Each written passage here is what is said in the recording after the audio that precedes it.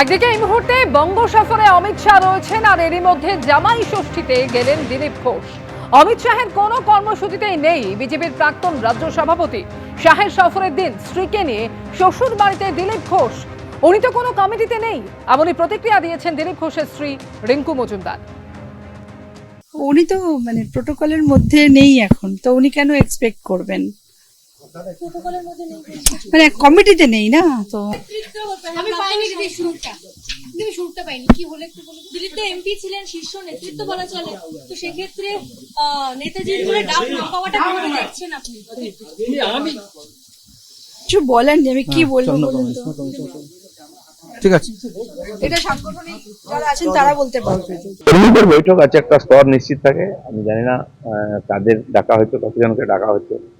তো আমাকে যখন দরকার হবে ডাকা হবে। আমি পার্টির মধ্যে পার্টির কাজের সঙ্গেই আছি, কারোর সঙ্গে কোনো দূরত্ব করিনি। আমি সকাল থেকে ঘুরি, কর্মীদের সঙ্গে বসি, প্রোগ্রাম করি, চা চক্র করি, তিরঙ্গা যাত্রায় হাঁটছি সব জায়গায়।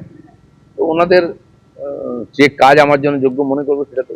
তো এর আগেও সব সভায় যেতাম না, কোর কমিটির মিটিং হলে আমাকে ডাকা হয়, যাই। হ্যাঁ, এরকম কর্মী বৈঠকে আগে ডাকা হয়েছে। এবারে কাদের ডাকা হয়েছে, কি উদ্দেশ্যে ডাকা হয়েছে, পার্টির সংগঠন গঠনতন্ত্র এখনো চলছে, জেলা কমিটি হয়নি, অনেক মন্ডল কমিটি হয়নি, রাজ্য কমিটি নতুন করে হবে শুনছি, সেটাও হয়নি। এই অবস্থায় এই ধরনের কার্যকর্তা বৈঠক হচ্ছে। তো যারা পদাধিকারী হয়েছেন নতুন, হয়তো তাদেরকে ডাকা হয়েছে। আচ্ছা, কিছু না, পার্টিতে যখন আমাকে যে দায়িত্ব দিচ্ছে আমি সেটা পুরো মন প্রাণ লাগিয়ে করেছি। এখন অনেক দিন ধরে কোনো দায়িত্ব নেই আমার পার্টিতে, তো আমি পার্টিতে সমান সক্রিয় আছি। আমার কাজ হচ্ছে সাধারণ কর্মীদের সঙ্গে যোগাযোগ রাখা।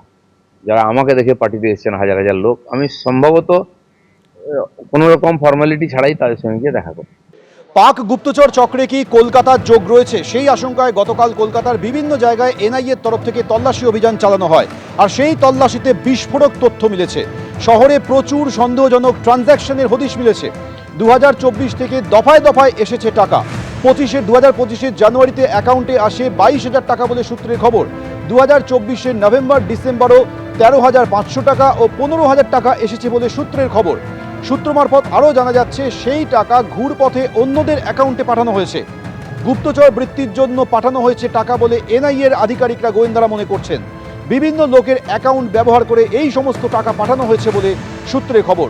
গতকাল কলকাতায় বিভিন্ন জায়গায় তল্লাশি হয়, সেই তল্লাশিতে এই বিস্ফোরক তথ্য পাওয়া যাচ্ছে।